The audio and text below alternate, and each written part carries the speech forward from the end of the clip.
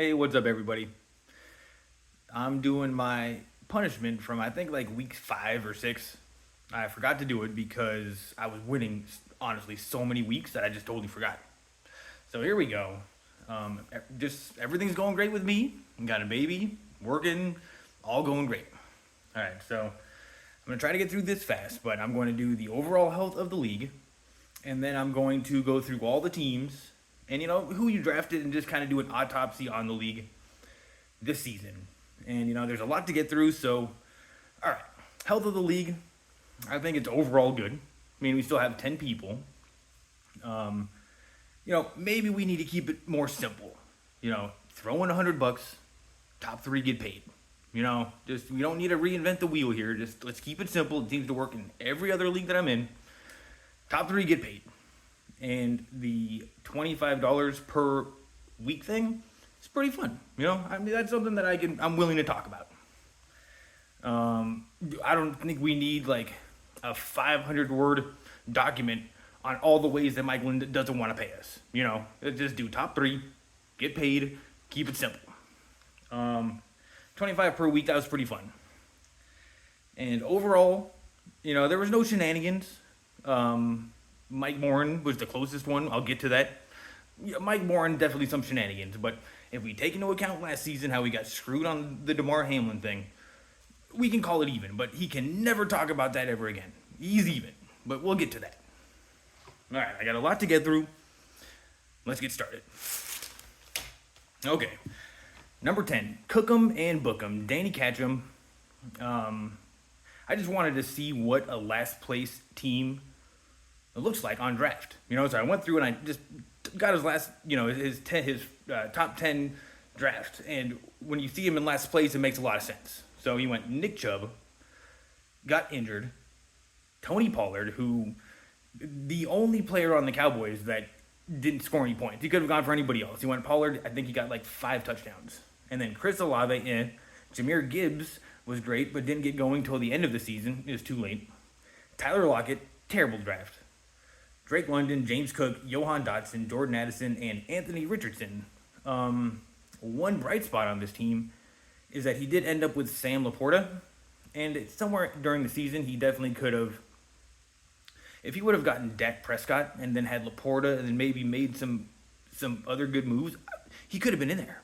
This team, for how bad the draft went, and he did go with the Anthony Richardson strategy, which was get a whole bunch of players and then get Anthony Richardson, and he was looking pretty good for the first few games, but he was just taking shot after shot after shot, and it wasn't going to work. So I do like that he went for it in terms of the draft. He got Anthony Richardson. At least he's taking some big swings, and big swings should be celebrated. All right, but cook it and book him. Not a good season. Ended with 1,650 points. Last place. Next we have Eric, also at 5-9, and somehow, some way, ended up with less points than Cook 'em and Book 'em. Somehow, who knows? 1,620 points, and this is also another just terrible draft. This is just an absolute disaster. Let's look at this. Austin Eckler didn't do shit. Devontae Adams had like one good game, didn't do shit. Jonathan Taylor, in the 3 games he played, was pretty good. DK Metcalf, he was fine. At number 4, maybe overpaid for him a little bit. Alexander Madison I don't even think I saw him once. James Conner, that was pretty good, but he didn't play till the end of the season. And then Justin Herbert, who, that's fine. Jerry Jeudy, Pat Freiermuth, and then Cortland Sutton. Those were his top 10. And so none of those were actually good. James Conner at the end of the season. It's just a terrible draft. And just in general, Eric, this is our 10th season. We show up. You seem to always know what you're doing. You know the people's names. You got to do better. I mean, you got to do better. But have you won yet? I think of all the people in the league who may be running bad, I think it's you. Do better. All right, next we're moving on to Julian. And he ended with, also at 5-9, at 1,660 points. And he drafted Tyreek Hill, good. Josh Jacobs, he ended up as like the 13th best running back. T. Higgins, awful. Amari Cooper, hit or miss until like the last couple games of the season. Cam Akers, awful. Trevor Lawrence, awful. Dallas Goedert got hurt. Khalil Herbert, awful. This is a good one. Mike Evans at the number 9 pick. That might have been the best draft in the whole entire league, but didn't really help him out that much. 5-9. He somehow got rid of Tyreek Hill. Is one of those trades where, it was just like huge chunks of people, like 4 on each side, and then you look in somewhere in the middle, Tyreek Hill, and you're like, all right, well, this is all for Tyreek Hill. A little confusing. It was somewhat shenanigans. But I can live with it. And overall, I think the trade did help Julian, but just overall, pretty disastrous season. And now we're going to Brait the Great at 4-10. So he was at 4-10. And 1,760 points, so way more than other people. But this one, I'm not going to be too judgmental of these drafts because you just don't know what you don't know. You're taking Josh Jacobs, you think he's going to be better. But Ryan, this is just bad strategy. Just look at this. Look at this. For number 1, he went Cooper Kupp, who didn't even play for the first 6 games of the season. It's a gamble, but it is Cooper Kupp, but still. And then you have Derek. Oh, you know what? We didn't know that he was going to be missing those games until after the draft. All right, not as bad, but still bad strategy. So he went Cooper Kupp, then he went Derrick Henry, Josh Allen, who was a good QB, Travis Etienne, George Kittle, and then finally in number 6 place, he went Terry McLaurin, who wasn't even very good, and then Christian Watson, who was even worse. So in his first 10 picks, he had one good receiver who didn't even play the first 6 weeks. How are you going to win? You got to get better receivers. So, Ryan, this is not surprising. 4-10. Oh, and I did offer Justin Fields and Calvin Ridley for Josh Allen. And you know what? He said no and was not rude about it, but he wasn't happy.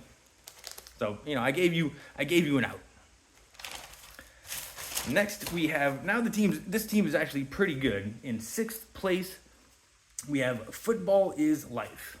And he ended with 1,780 points and 7-7. And this is actually a pretty good team that actually packed some punches every once in a while, but then it just fell apart right before the playoffs to the point where he didn't even have anybody to put in the game. He made the playoffs, but there's just nobody else on his team. It was pretty unlucky, but he has Travis Kelce, who underperformed. He wasn't way better than everybody else like he was last season. A.J. Brown, Ramondre Stevenson, Keenan Allen at number 4. That was a pretty good draft. Miles Sanders, garbage. Joe Burrow, I don't even know how he ended up, but I know he had some rough weeks. Then we have Chris Godwin, Isaiah Pacheco. Pacheco at 8 ended up pretty good.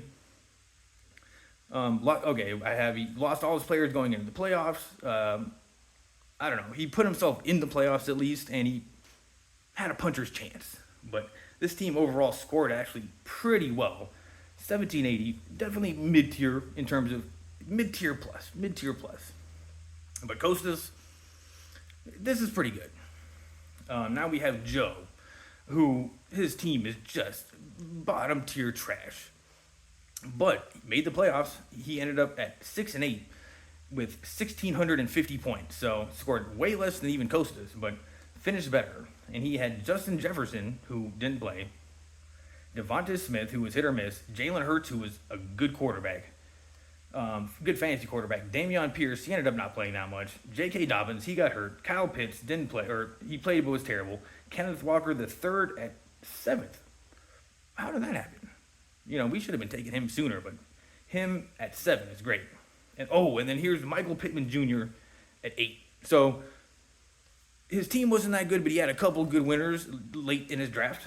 And then, Antonio Gibson, Rashad Bateman, I would say this team overperformed. And it didn't have Justin Jefferson, so what can you do? All right, so those are the first 6 teams. And now we're getting to the big dogs. 4th place goes Mike Lynn, Brown, Waddle, and Howell. And he took a very aggressive draft. Listen to this. First, he went with Jamar Chase. Then he went Amon-Ra St. Brown, and then Jalen Waddle, and then Mark Andrews. So he went receiver, receiver, receiver, and then tight end. And then he took Alvin Kamara, who wasn't even going to play the first 4 games, and then Brees Hall. And those two ended up being really, really good. Both Alvin Kamara, who he was getting more catches than like most receivers. He was great for PPR, and then Brees Hall was great at the end of the season. But just the way that he drafted his team is just hardcore. I mean, out of those top 4, Jamar Chase, St. Brown, Waddle, and Andrews, only St. Brown did great. And, he kind of kept him afloat there. But this team was overall really good. He went with the Deshaun Watson pick as a quarterback, and that ended up blowing up. But he's good enough to be able to, pick and choose quarterbacks. He was running Sam Howell there for a little bit. And then ended up with Kyler Murray, who he didn't look that great. But he always ended up with pretty good fantasy points. So, Mike Lynn, good job. I played you in the second to finals, and it was a pretty epic matchup. If I remember correctly, it was going back and forth, and I'm watching, and then I'm winning, and then you're winning, and then I ended up winning. But it was a pretty epic matchup. So good job, Mike Lynn. And you pulled no shenanigans. You played this one clean. All right, now this is the problem. This is the best team I think I've ever seen in fantasy football. We have waiverless and free Mike Morin, and he pulled some shenanigans. So right off the bat, we're changing it to the bidding system, which is way more fun, honestly. And before we actually get it changed in the settings, Mike Morin ends up with Puka Nacua and Kyron Williams. By far, the 2 best pickups that he would get all season. He just had them right off the bat. So, that's a little bit unfair. If anything, he should have had to drop them, and then we can all bid on him. But at that point, we didn't know how good Puka Nacua was going to be. Kyron Williams, he was like a poor man's CMC when he was playing. It was ridiculous. It was just a ridiculously good team. And then, it was as if his team wasn't good enough. So, look, he went Stephon Diggs, Saquon Barkley, Joe Mixon, who got off to a slow start but ended up number 9, Lamar Jackson, who actually wasn't the greatest quarterback. He was mid-tier plus in terms of fantasy quarterbacks. He just wasn't running in touchdowns. I had him in my other league. In one of my other leagues, I basically just copied Morin's team, and I got to the playoffs on lost. So I was paying attention to a lot of these guys. Brandon Ayuk, pretty hit or miss when Debo was turning it up at the end of the season. Ayuk kind of got left in the dust. But T.J. Hawkinson, Christian Kirk, and then DeAndre Swift at number 8. But let's just take a look at how good this team was. I wrote it down. All right, so let's just... So, for his receivers, he had Hill, Tyreek Hill somehow, Diggs, Puka Nacua, and Ayuk. And then for his running backs, he had Barkley, Kyron Williams, who was like CMC, Devin Achane, who was probably better than both those guys, and then D. Swift, who fell off at the ending but had some pretty good weeks. And then he had T.J. Hawkinson. So this, to me, I think is the best team we've ever seen in our league. This is just so OP. And then on top of that, he gets the freebies at the beginning of the season with Puka Nacua and Kyron Williams, and then he gets Tyreek Hill. So, with shenanigans. So, honestly, I'm happy to see him lose. We know he's good. He's obviously good at fantasy. He still hasn't won. I think there's maybe some karma going, don't be doing this. Shenanigans. Every single year with one of these guys. Well, usually just the Mikes. All right, moving on. That team was annoying. See, what else do I have? Anything? Oh, yeah, Lamar Jackson just didn't get that many touchdowns. It's because Gus Edwards, they would get it down on, the 2-yard line because Lamar Jackson was being smart with it. He wasn't, running too far. He would, run and then go head first down. Run and then go head first down. And he'd always go, head first down at the 2-yard line. And then Gus Edwards would punch it in. And it's come on, just run it in. And then the playoffs come around, and he starts running it in. It's all season, just run it in. All right. Now we're to Danny.